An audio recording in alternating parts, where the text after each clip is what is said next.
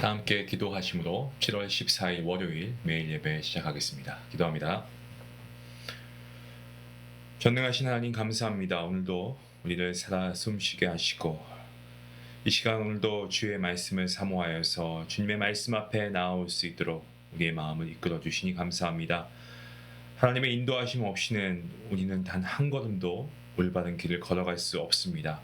이 시간 우리 안에 역사하시는 성령 하나님을 의지합니다. 우리의 눈을 열어주시고 그리하여서 주님의 진리를 보게 하여 주시옵소서. 또한 우리의 귀를 열어주시고 하나님의 음성을 듣게 하여 주시기를 원합니다. 하나님의 진리의 말씀 앞에 우리의 생각과 우리의 감정 이러한 것들을 모두 내려놓고 겸손한 마음으로 은혜의 보좌 앞에 나아가는 시간 되게 허락하여 주시옵소서. 누군가에게는 이 예배가 하루의 시작이 될 수가 있고 누군가에게는 일터 가운데 드리는 또 예배가 될 수가 있고 또 누군가에게는 하루를 마무리하며 하나님께 올려드리는 예배가 될 것입니다.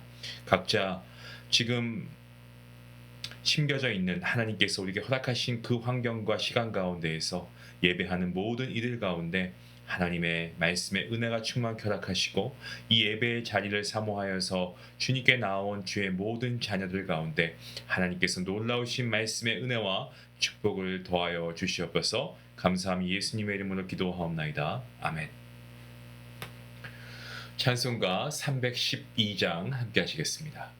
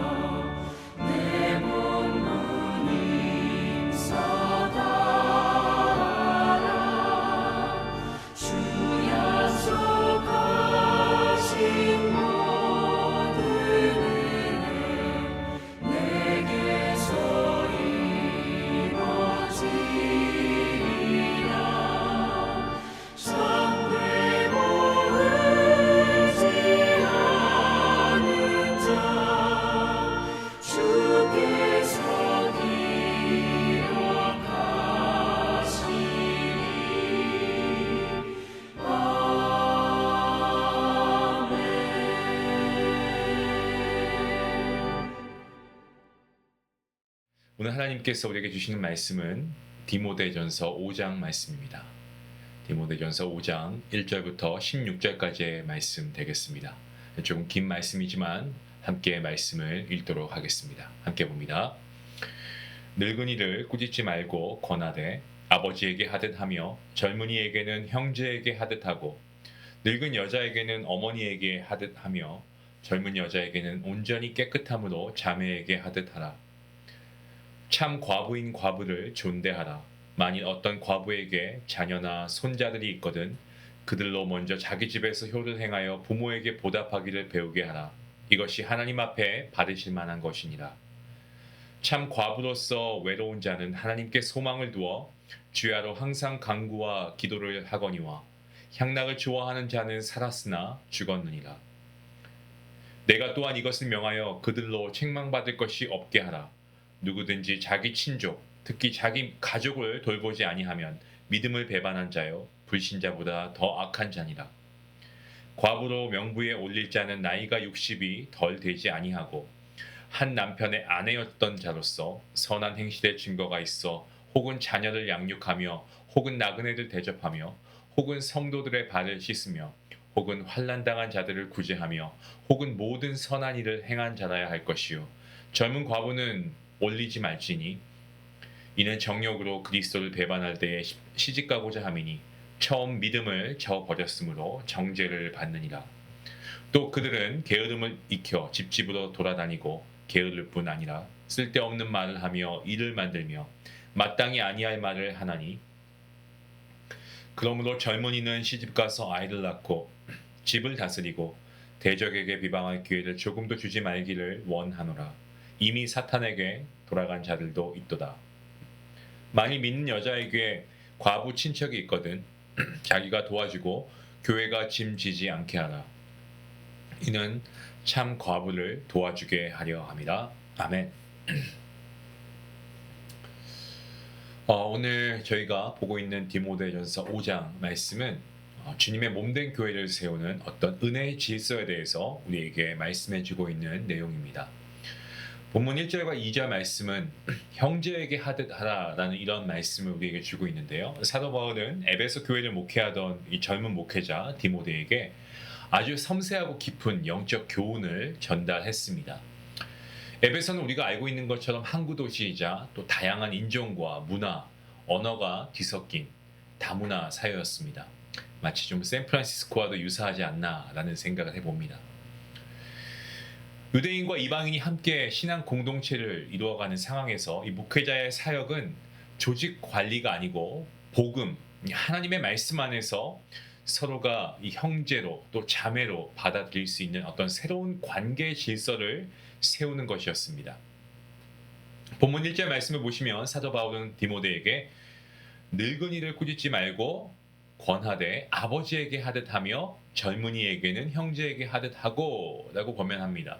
자, 여기서 늙은이는 특정 직분을 의미하는 어떤 장로 이런 것이 아니고 단순히 나이가 많은 남성 성도님들을 뜻하고 있습니다. 고대 로마 사회는요, 지위와 그리고 권력에 따라서 위계적인 질서가 분명한 사회였습니다. 하지만 교회 안에서는 나이나 지위나 어떤 사회적 배경 이런 것과는 무관하게 모두가 예수 그리스도 안에서 동등한 존재입니다.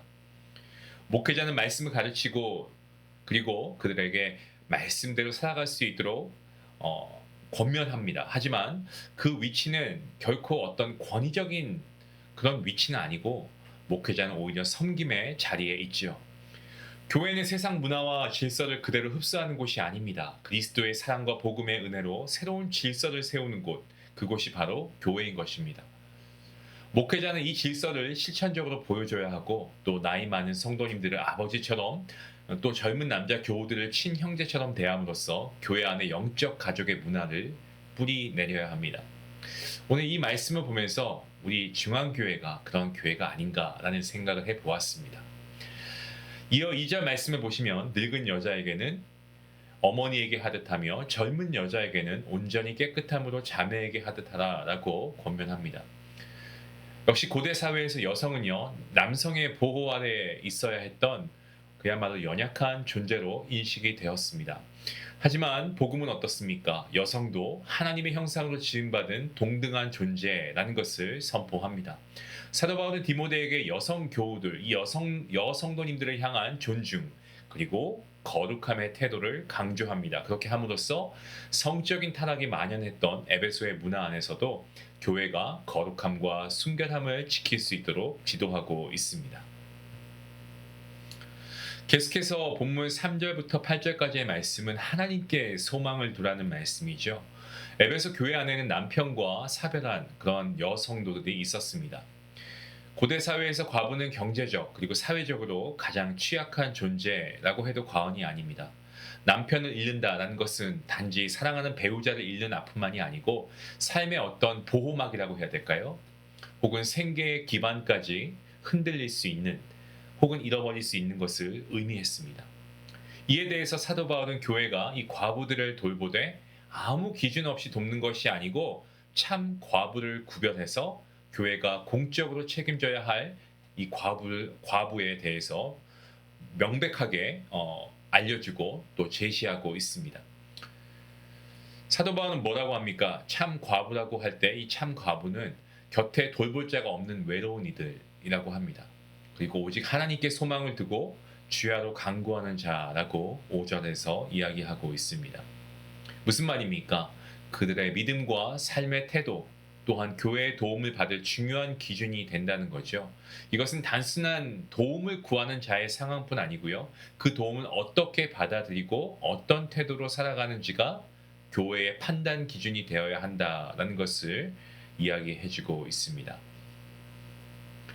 바울은 또한 자녀 혹은 손자들이 있는 과부의 경우 자녀들이 먼저 그 부모를 섬길 것을 말하고 있습니다.